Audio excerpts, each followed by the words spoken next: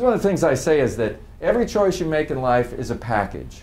Okay, and I learned this 3 times when I went up on the altar and they said, for better, for worse, richer, for poorer, sickness and health. 3 times I said I do.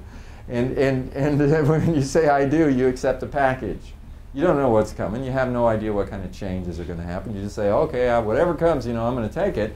And then all kinds of things happen. Well, your family's kind of a package too, right? You have these kids. You don't know how they're going to turn out. You don't know what kind of trouble they're going to get into or how frustrating they're going to be to you. Who knows? You raise them and you have to deal with what happens. Marriage, time itself. You just, our life, it just delivers all kinds of things. And so many things, it's a package. And we have to make choices along the way. And the package, we choose the package, but then we know the problems are going to come. When the problem comes, you realize, okay, it's part of the package. The big package is life. Life is a box of chocolates. You never know what you're going to get. I accept the package. It's a whole lot better than any alternative I can think about. I accept it, the package of life. So here they come. And things hit you, and it's like a problem, and that ability to reframe it as an opportunity. An opportunity for what? For personal growth, for expansion, for being able to develop a capacity in me that allows me to help other people. I mean, there's so many opportunities in difficult situations. It's all about how you look at it. And I talk often about ownership.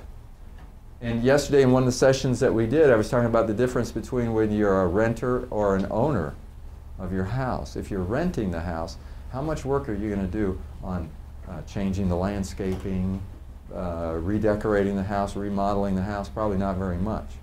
But if you buy that house and it's yours, then you tend to be a little more motivated. And the thing is, here in life, we're not renters. We own it. Every moment that comes, whatever is delivered to you in a box of chocolates, you own it. It's yours.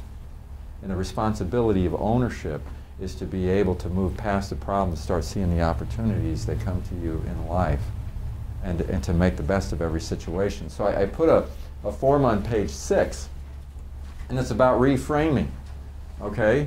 And so if you have a very difficult situation that's bothering you, find yourself worried about something, whatever, finances or anything else, try to define and, write down what the situation is, and then right below it in this column, what are the choices that I made that have enabled the situation? If it's a marriage problem, what choice did you make? You made the choice to get married. If it's a problem at work, what choice did you make? I made the choice to have this job. Okay?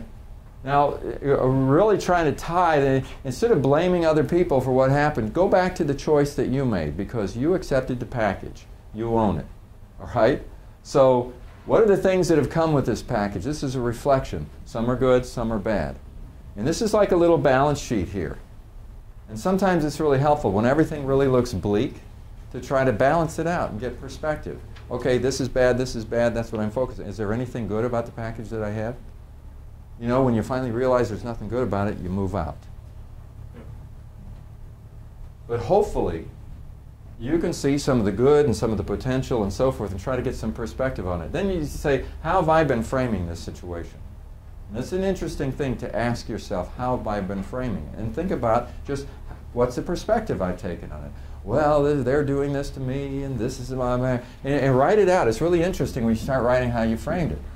And then start thinking about when your behavior actually amounts to self-sabotage. This is an interesting exercise as well, because I'm framing it this way, and because of the situation, are there any things that I do, any kind of behaviors, from the way I talk to people, from the things that I do, and so forth, that when I step back and look at them and say, you know what, that behavior in itself, I've got to look at as self-sabotage.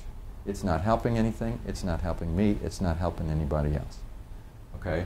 And then the last one is, what kind of opportunities do I have for reframing the situation and improving the outcome? And this is just something that you can use when you find yourself stuck and you just don't know what to do with it, and there's a lot of stress, and maybe you could work with looking at it a different way, because that's part of this programming that we talked about in the first session, being able to reprogram your brain.